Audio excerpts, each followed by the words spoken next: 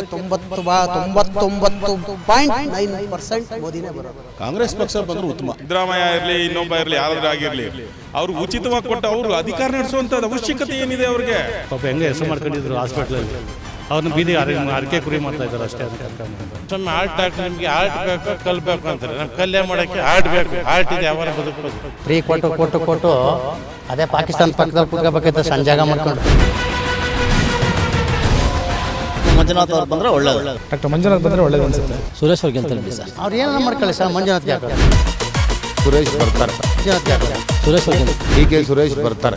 Sir ನೋಡಿದ್ವಿ sir, ಮಂಜುನಾಥ್ಗೆ ಹಾಕಿದ್ದು ನಾವೆಲ್ಲ. ಯೂನಿಯನ್ ಪಾಕಿಸ್ತಾನ ನೋಡ್ಕೋಬೇಕಾಗಿದೆ. ಪಾಕಿಸ್ತಾನ ನೋಡ್ಕೋಬೇಕಾಗಿದೆ. ಮೋದಿ ಅವರ ಸರ್ಕಾರ ಈಗಾಗಲೇ 10 ವರ್ಷ ಆಡಳಿತ ನಡೆಸಿದೆ. ಹೌದು, ನಡೆಸಿದೆ. ಈಗ ಬದಲಾವಣೆ ಆಗಬೇಕು ಅಂತ ಈಗ ನೋಡಿ ಸರ್, ತೃಪ್ತಿ ತಂದಿದೆ. ಇವ್ರು ಮಾಡೋದು, ಅವ್ರು ಮಾಡೋದು, ಉಚಿತ ಗ್ಯಾರಂಟಿಗಳು ಕೊಡೋದು, ಇವೆಲ್ಲ ಏನೂ ಸರಿ ಇಲ್ಲ.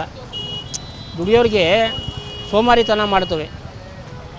ಇವಾಗ ನಮ್ಮ ದುಡ್ಡು ಕಿತ್ತು ಇನ್ನೊಬ್ರು ಕೊಟ್ಟು, ಇನ್ನೊಬ್ರು ದುಡ್ಡು ಕಿತ್ತು ಇನ್ನೊಬ್ರು ಕೊಟ್ಟು ಹಂಚೋದ್ರಿಂದ ಈ ಹಾಲು, ಮೊಸರು ಮತ್ತು ಶಿಕ್ಷಣ ಮತ್ತು ಇವೆಲ್ಲ ಸ್ವಲ್ಪ ಇದು ಮಾಡಬೇಕು. ಜನಸಂಘಟನೆ ಮಾಡಬೇಕು. ಮತ್ತು ಜನಸಂಘಟನೆ ಮಾಡೋದಕ್ಕೆ ಜನಗಳಿಂದ ಜನಗಳಿಗೆ ತಂದಿಕ್ಕಂಥ ಸರ್ಕಾರಗಳು. ಆಮೇಲೆ ಅದು ಹಾಕಿ ಇದು ಮಾಡಿದ್ದೀವಿ, ಇದು ಮಾಡಿದ್ದೀವಿ, ಟ್ಯಾಕ್ಸ್ಗಳು, ತೆರಿಗೆಗಳು ಎಲ್ಲ ವಸೂಲಿ ಮಾಡ್ತಾರೆ. ಈಗ ಸೆಂಟ್ರಲಲ್ಲಿ ಯಾರು ಬರಬೇಕು ಅಂತ? ಶಿಕ್ಷಣ ಸೆಂಟ್ರಲ್ನಲ್ಲಿ ಒಳ್ಳೆ ಆರಿಸಿ ಬಂದಂಥ ಅಧಿಕಾರಿಗಳು, ಜನ ಮುನ್ನಡೆ ನಡೆಸ್ಕೊಳ್ಳೋವಂಥವ್ರು ಮತ್ತು ದೇಶ ರಕ್ಷಣೆ ಮಾಡೋ ಅಂಥವ್ರು ಬರಬೇಕು. ಅದರೊಳಗಡೆ ಇವಾಗ ಇವ್ರ ತಪ್ಪು ಅವ್ರ ತಪ್ಪು ಅಂತ ನಾವು ಯಾರ್ದು ತಪ್ಪು ಅಂತ ರಾಜಕೀಯನೇ ಹೊಲಸು ಆಗ್ಬಿಟ್ಟಿದೆ. ಇವಾಗ ಇವರು ಒಳ್ಳೆಯ ಅಧಿಕಾರ, ಒಳ್ಳೆಯ ಹೆಸರು ತಗೋಬೇಕು ಅಂತ ನೀವು ಮಾಡಿದರೆ ನಾನು ಇನ್ನೊಂದು ಹೆಸರು ಮಾಡ್ತೀನಿ. ಹಿಂಗೆ ಪ್ರಧಾನಿ ಆಗಿರೋರು ಅವರು ಎಲ್ಲ ಕಡೆನೂ ನಾವು ಇದು ಮಾಡೋಕ್ಕಾಗೋದಿಲ್ಲ. ಯಾಕೆಂದರೆ ಒಬ್ಬೊಬ್ರಿಗೂ ಒಂದೊಂಥರ ಇದಿರ್ತದೆ. ಅವ್ರ ಶಕ್ತಿ ಅವ್ರ ಥರ. ಇವಾಗ ನಮ್ಮ ಮನೆಯಲ್ಲಿ 3 ಜನ ಇದ್ದರೆ ಮೂರು ಅವತಾರ. ದೇಶ ರಕ್ಷಣೆ ಮಾಡೋರು ಅವ್ರದ್ದು 108 ಥರ ಇದ್ದೇ ಇರ್ತವೆ ಮಾಮೂಲಿ. ಅದು ಯಾವ ರೀತಿ ಮಾಡಬೇಕು ಅಂತಂದರೆ ಜನರಕ್ಷಣೆಗೆ ಮತ್ತು ಶಿಕ್ಷಣ ಸೌಲಭ್ಯ ಮತ್ತು ಏನು ಒಂದು ಆರ್ಥಿಕತೆ ಇದಿರ್ತದೆ, ಅದೆಲ್ಲ ರಸ್ತೆ, ನೀರು, ಇವೆಲ್ಲ ಮುಂಜಾಗ್ರತೆಯಾಗಿ ನೋಡಿ ಅವರು ಸರ್ಕಾರ ಮಾಡೋ ಅಂಥ ಕೆಲಸಗಳು. ಸುಮ್ಮನೆ ನಾನು ಉಚಿತ ಅಕ್ಕಿ ಕೊಡ್ತೀನಿ, ಉಚಿತ ಕಾಸು ಕೊಡ್ತೀನಿ, ಉಚಿತ ಗ್ಯಾರಂಟಿ ಮಾಡ್ತೀನಿ, ಉಚಿತ ಪ್ರಯಾಣ ಮಾಡಿಸ್ತೀನಿ, ಅವೆಲ್ಲ ಏನು ದೇಶ ರಕ್ಷಣೆ ಮಾಡೋವಂಥದ್ದಲ್ಲ. ಇವ್ರು ಕೊಟ್ಟರು, ರಾಜ್ಯ ಸರ್ಕಾರದವ್ರು ಕೊಟ್ಟರು ಅಂತ ಕೇಂದ್ರ ಸರ್ಕಾರದವ್ರು ಮಾಡೋದು, ಕೇಂದ್ರ ಸರ್ಕಾರದವ್ರು ಕೊಟ್ಟರು ಅಂತ ರಾಜ್ಯ ಸರ್ಕಾರದವ್ರು ಮಾಡೋದು. ಹಾಗಾದರೆ ಈ ಸಲ ಲೋಕಸಭೆ ಎಲೆಕ್ಷನಲ್ಲಿ ಯಾರು ಬಂದರೂ ಉತ್ತಮ ಅಂತ ನಿಮ್ಮ ಅಭಿಪ್ರಾಯ? ಇಲ್ಲ ಸರ್, ಉತ್ತಮ ಅಂತಂದರೆ ಯಾವ ಪಕ್ಷ ಅಂತ ಇಲ್ಲ. ನೋಡಿ, ಇವಾಗ ಇವರು ಘೋಷಣೆ ಮಾಡೋರೆ, ಅವರು ಘೋಷಣೆ ಮಾಡೋರೆ. ಇವರು BJP, ಇವ್ರು ರಾಜ್ಯದಲ್ಲಿ ಕಾಂಗ್ರೆಸ್ ಸರ್ಕಾರ ಐತೆ, ಕೇಂದ್ರದಲ್ಲಿ BJP ಸರ್ಕಾರ ಐತೆ. ಇವಾಗ ಇವ್ರ ತಪ್ಪೇನೋ ಅವ್ರ ತಪ್ಪೇನೋ, ಇವ್ರು ಮಾಡಿದ್ರು ಅಂತ ಅವರು ಮಾಡಿಬಿಟ್ರಲ್ಲ, ಮಾಡ್ತೀವಿ ಅಂತ ಅಂದ್ಬಿಟ್ಟು ಎಲ್ಲ ಇದು ಮಾಡ್ಕೊಂಡು ಓಡಾಡ್ತವ್ರೆ. ಅವರು ಅಲ್ಲಿ ಹೊಲಸಾಗೋಯ್ತಲ್ಲ.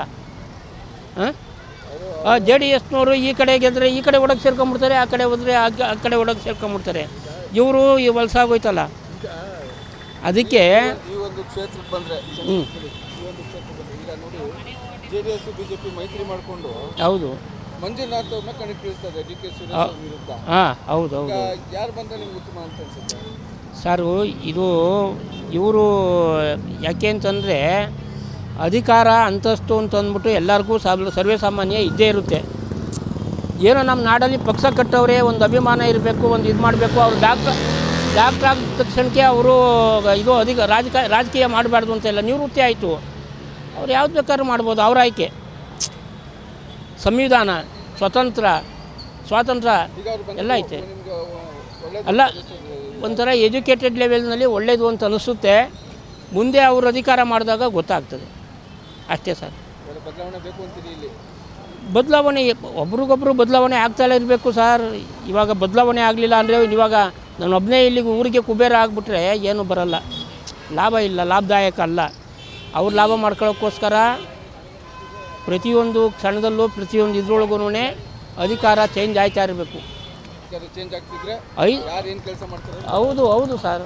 ಇವಾಗ ನೋಡಿ, ಇವಾಗ ನಮ್ಮಲ್ಲಿ ಅದು ಬಂದಿಲ್ಲ, ಅದಕ್ಕೋಸ್ಕರ ನಾವೆಲ್ಲ ಹಿಂಗೆ ಇರೋದು. ನೋಡಿ, ತಮಿಳ್ನಾಡು ಕಡೆ ನೋಡಿ, ನೀವೇನೇ ಸೌಕರ್ಯ ಕೊಟ್ಟರು ಅವತ್ತಿಂದ ಆ ಎಲೆಕ್ಷನ್ಗೆ ಅಷ್ಟೇ ಸೀಮಿತ. ಇನ್ನೊಬ್ಬರನ್ನಾಗಲೇ ತಂದುಕೊಂಡಿರ್ತಾರೆ ಅವರು. ಅಯ್ಯೋ ತಡಿಯಪ್ಪ ನೋಡೋಣ, ನಾಳೆ ನಮಗೆ ಕೊಡ್ತಾರೆ ನಾವು ಓಟು ಅಂದ್ಬಿಟ್ಟು ಅವ್ರು ಮಾಡ್ತಾರೆ. ಆಮೇಲೆ ಆಂಧ್ರ ನೋಡಿ ಆಂಧ್ರದಲ್ಲಿ ನಮ್ಮ ಕರ್ನಾಟಕನೇ ಈ ಥರ ವಲಸೆದೋಗಿರೋದು. ನಮ್ಮ ಕರ್ನಾಟಕದಲ್ಲಿ ಯಾವ ರೀತಿ ಸೌಲಭ್ಯನೂ ಇಲ್ಲ. ಎಲ್ಲ ಜನಗಳಿಂದ ಕಿತ್ಕೊಳ್ಳೋದು, ರಾಜಕಾರಣಿಗಳು ಮಜಾ ಮಾಡೋದು. ಸುಮ್ಮನೆ ಅಲ್ಲಿ ಕೊಟ್ಟಿದ್ದೀನಿ, ಇಲ್ಲಿ ಕೊಟ್ಟಿದ್ದೀನಿ, ಇಲ್ಲಿ ಕೊಟ್ಟಿದ್ದೀನಿ, ಅಲ್ಲಿ ಕೊಟ್ಟಿದ್ದೀನಿ, ಸುಮ್ಮನೆ ಹೆಸರು ಹೇಳ್ಕೊತಾರೆ ಅಷ್ಟೇ. ಬ್ಯಾನರ್ ನೋಡ್ಕೊಂಡು ಕಾಲ ಕಳ್ಕೊಬೇಕಷ್ಟೇ. ಈಗ ಈ 5 ಗ್ಯಾರಂಟಿಗಳು ಕೊಟ್ಟಿರೋದು ಕಾಂಗ್ರೆಸ್ಗೆ ಪ್ಲಸ್ ಆಗಲ್ಲ ಅಂತೀರಾ? ಸರ್ 5 ಗ್ಯಾರಂಟಿ ಕೊಟ್ಟರೆ ಎಲ್ಲ ಕೊಟ್ಟವ್ರೆ ಸರ್. ಸೌಲಭ್ಯ ಪಡೆಯೋರು ಎಷ್ಟು ಜನ ಅವರೇ? ಮಹಿಳೆಯರು ಉಚಿತ ಪ್ರಯಾಣ ಮಾಡ್ತವ್ರು ಅಷ್ಟೇ. ಅದು ಬಿಟ್ಟರೆ ಬೇರೆ ಇನ್ನೇನೈತೆ? ಗೃಹಲಕ್ಷ್ಮಿ ಯಾರು ಕೊಟ್ಟವ್ರೆ ಸರ್? ಎಲ್ಲಿ ಬರ್ತಾಯಿದೆ? ಯಾರೋ ಒಬ್ಬರಿಗೆ ಅವ್ರ ಕಡೆ ಆ ಭಾಗದಲ್ಲಿರೋರಿಗೆ ಅಲ್ಲಲ್ಲೇ ರಾಜಕಾರಣಿಗಳು ಕೈ ಒತ್ತಡದಲ್ಲಿ ಅವ್ರು ನೋಡಿ ಅವರು ಮತ್ತು ನಿನಗೆ ಬರಲಿವೇನೆ, ನನಗೆ ಬರ್ತದೆ ಕಣೆ, ಆ ಥರ ಹೇಳ್ಕೊಂಡು ಕಾಲ ಕಳೀತವ್ರು ಅಷ್ಟೇ. ನನಗೆ ಯಾವುದು ಬರೋಲ್ಲ. ಹಂಗೆ ಬರ್ತದೆ ಅಂತ ಪೋಸ್ಟ್ ಆಫೀಸ್ಗೂ ಬ್ಯಾಂಕಿಗೂ ಅಲ್ಕೊಂಡಿರ್ತಾರೆ ಅಷ್ಟೇ ಜನಗಳು. ಅದು ಏನು ಪ್ರಯೋಜನ ಇಲ್ಲ. ಲೋಕಸಭೆ ಎಲೆಕ್ಷನ್ ಬರ್ತಾ ಇದೆ. ಸೆಂಟ್ರಲಲ್ಲಿ ಮೋದಿ ಅವ್ರ ಸರ್ಕಾರ ಇದೆ. 10 ವರ್ಷ ಈಗಾಗಲೇ ಆಳ್ವಿಕೆ ಮಾಡಿದೆ. ನಿಮಗೆ ತೃಪ್ತಿ ತಂದಿದೆ ಅಥವಾ ಬದಲಾವಣೆ ಆಗಬೇಕು ಅನಿಸ್ತದೆ? ಇಲ್ಲ ಸರ್, ತೃಪ್ತಿ ತಂದಿದೆ. ಮೋದಿಯವ್ರ ಗೌರ್ಮೆಂಟ್ ಬಂದಮೇಲೆ ತೃಪ್ತಿ ತಂದಿದೆ. ಇದೇ ಗೌರ್ಮೆಂಟ್ ಮುಂದೆ ಕಂಟಿನ್ಯೂ ಆಗಬೇಕು ಅನಿಸ್ತಾ ಇದೆ. ಯಾಕಂದರೆ ರಾಷ್ಟ್ರೀಯ ಭದ್ರತೆ ಮತ್ತು ಆಂತರಿಕ ವಿಚಾರಗಳಲ್ಲಿ ಮೋದಿಯವರ ಸ್ಟೆಪ್ಸು ತುಂಬ ಅಗ್ರೆಸಿವ್ ಆಗಿದ್ದಾರೆ. ಅವರೇ ಬರಬೇಕು, ಇನ್ನೂ 5 ವರ್ಷ ಅವರೇ ಆಳಬೇಕು ಅಂತ ಅನಿಸ್ತಾ ಇದೆ. ಕಾಂಗ್ರೆಸ್ಸಲ್ಲಿ ಇರುವಂಥ ನಾಯಕರು ಕಾಂಗ್ರೆಸ್ಸಲ್ಲಿ ನಾಯಕರಿದ್ದಾರೆ, ಬಟ್ ಅವ್ರ ಒಳಗಡೆ ಇರೋ ಭಿನ್ನಾಭಿಪ್ರಾಯಗಳಿಂದ ಅವರು ಯಾರು ಒಳ್ಳೆ ನಾಯಕನ ಗುರುತಿಸಕ್ಕೆ ವಿಫಲರಾಗಿದ್ದಾರೆ. ಅವ್ರಿಗೆ ಗುರ್ಸೋಕ್ಕಾಗ್ತಾ ಇಲ್ಲ. ಕಾಂಗ್ರೆಸ್ಸಿಂದ ಬದಲಾವಣೆಯನ್ನು ಬೇಡ, ಸಿಎಂ ಯಥಾಸ್ಥಿತಿ ಹೋಗ್ಲಿ ಅಂತ ಹೇಳ್ತಿರೋದು. ಕಾಂಗ್ರೆಸ್ಸಿಂದ ಸೆಂಟ್ರಲಲ್ಲಿ ಮೋದಿಯವರೇ ಪ್ರೈಮ್ ಮಿನಿಸ್ಟರ್ ಆಗೋದು ಒಳ್ಳೆಯದು ಅಂತ. ಓಕೆ, ಇಲ್ಲಿ ಒಂದು ಕ್ಷೇತ್ರಕ್ಕೆ ಅಂತ ಬಂದರೆ ಇಲ್ಲಿ ಡಿ.ಕೆ. ಸುರೇಶ್ ಇದ್ದಾರೆ MP ಆಗಿ. ಅವರ ವಿರುದ್ಧ JDS ಮತ್ತು BJP ಮೈತ್ರಿ ಮಾಡಿಕೊಂಡು ಮಂಜುನಾಥ್ ಅವರಿಗೆ. ಹೌದು ಇದ್ರ ವಿಚಾರ ಹೇಳೋದು ಸರ್. ಮಂಜುನಾಥ್ ಅವ್ರಿಗೆ ಒಳ್ಳೆ ವ್ಯಕ್ತಿ, ಬಟ್ ಅವರಿಗೆ ಓಟಾಗಿ ಕನ್ವರ್ಟ್ ಆಗೋದು ಸ್ವಲ್ಪ ಕಷ್ಟ ಇದೆ. ಯಾಕಂದರೆ ಭಾರತ ದೇಶದಲ್ಲಿ ಒಳ್ಳೆ ವ್ಯಕ್ತಿನ ಬೇರೆ ಥರ ನೋಡ್ತಾರೆ. ಅವ್ರಿಗೆ ಪೂಜ್ಯ ಮನೋಭಾವನೆ ಇರ್ಬೋದು, ಬಟ್ ಅವ್ರು ಓಟಾಗಿ ಕನ್ವರ್ಟ್ ಆಗಲ್ಲ. ಓಟಾಗಿ ಕನ್ವರ್ಟ್ ಆಗಲ್ಲ ಅವರು. ಒಟ್ಟಿನಲ್ಲಿ ಅವರು ಎಲೆಕ್ಷನ್ ನಿಲ್ಲಬಾರ್ದಾಗಿತ್ತು ಅಂತ. ಎಲೆಕ್ಷನ್ ನಿಲ್ಲಬಾರ್ದಾಗಿತ್ತು ಅವರು. ಈಗ ಎಲ್ಲ ಕಮ್ಯುನಿಟಿನವರು ಎಲ್ಲ ಇದು ಬೆಲೆ ಕೊಟ್ಟು ಮಾತಾಡ್ತಾರೆ, ಬಟ್ ಓಟಾಗಿ ಕನ್ವರ್ಟ್ ಆಗಲ್ಲ. ಇದಕ್ಕೆ ರಾಜಕೀಯಕ್ಕೆ ಬರಬಾರ್ದಾಗಿತ್ತು ಹಾಗಾದ್ರೆ ಅವರು. ರಾಜಕೀಯಕ್ಕೆ ಸೂಕ್ತವಾದ ವ್ಯಕ್ತಿ ಅಲ್ಲ. ಯಾಕಂದರೆ ಎಲ್ಲ ಸ್ತರದ ಜನಗಳೂ ಒಪ್ತಾರೆ, ಬಟ್ ಓಟಾಗಿ ಅವ್ರಿಗೆ ಹಾಕಲ್ಲ. ಓಟಾಗಿ ಹಾಕೋ ಏನು ಜನಸಂಖ್ಯೆ ಜಾಸ್ತಿ ಇದೆ, ಅವ್ರ ಕೆಲಸಗಳು ಅವ್ರಿಗೆ ಗುರುತಿಸಲ್ಲ. ಅವ್ರು ಮಾಡಿರೋ ಕೆಲಸಗಳು ಗುರುತಿಸಲ್ಲ. ಇನ್ನು ನಮ್ಮ ರಾಜ್ಯದಲ್ಲಿ ಕಾಂಗ್ರೆಸ್ ಪಕ್ಷ ಇದೆ. 5 ಗ್ಯಾರಂಟಿ ಕೊಟ್ಟಿರೋದ್ರಿಂದ ಈ ಕಾಂಗ್ರೆಸ್ ಪಕ್ಷಕ್ಕೆ ಏನಾದರೂ ಪ್ಲಸ್ ಪಾಯಿಂಟ್ ಆಗ್ಬೋದಾ? ಇಲ್ಲ ಸರ್, ಕಾಂಗ್ರೆಸ್ ಪಕ್ಷಕ್ಕೆ ಯಾವುದು ಪ್ಲಸ್ ಪಾಯಿಂಟ್ ಆಗಲ್ಲ. ಯಾಕಾಗಲ್ಲ ಅಂದರೆ ಮೈಲೇಜ್ ತೊಗೊಳಕ್ಕೆ ಅವರು ವಿಫಲರಾದರು. ಅವ್ರು ಏನೇ ಗ್ಯಾರಂಟಿ ಕೊಟ್ಟಿರ್ಬೋದು, ಬಟ್ ಗ್ಯಾರಂಟಿಗಳು ಯಾವುದೂ ಅವ್ರಿಗೆ ಮತ್ತು ಓಟಾಗಿ ಕನ್ವರ್ಟ್ ಆಗಲ್ಲ. ಕನ್ವರ್ಟ್ ಆಗಲ್ಲ. ಯಾವುದೇ ರೀತಿಯಾದ ಬದಲಾವಣೆ ಬೇಡ, ಸೆಂಟ್ರಲ್ ಏನಿದೆ ಸಿಎಂ ಯಥಾಸ್ಥಿತಿ ಹೋಗಲಿ ಅಂತ. PM ಏನಿದಾರೋ ಅದೇ PM ಕಂಟಿನ್ಯೂ ಆಗಲಿ.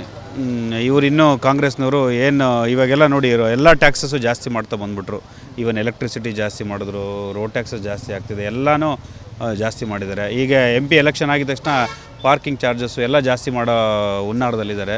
ಸೊ ಹಂಗಾಗಿ ನಾವು ಸೆಂಟ್ರಲ್ BJP ಬರಲಿ ಅಂತಲೇ ನೋಡ್ತಾ ಇದ್ದೀವಿ ಸರ್. ಸ್ವಾದಿಷ್ಟತೆಯ ಸ್ವಾದ, ತಾಜಾತನದ ಆಹ್ಲಾದ, ಉತ್ತಮ ಆರೋಗ್ಯ ಮತ್ತು ಹೆಚ್ಚಿನ ರೋಗ ನಿರೋಧಕ ಶಕ್ತಿಯ ವೃದ್ಧಿಗೆ ಈಗ ನಿಮಗೆ ಸಿಗುತ್ತಿದೆ ಉತ್ತಮ ಗುಣಮಟ್ಟದ ಪೌಷ್ಟಿಕಾಂಶ Shri Vaidik millet health mix. ಇದು ಸಿರಿಧಾನ್ಯಗಳ ಸಂಪತ್ತು.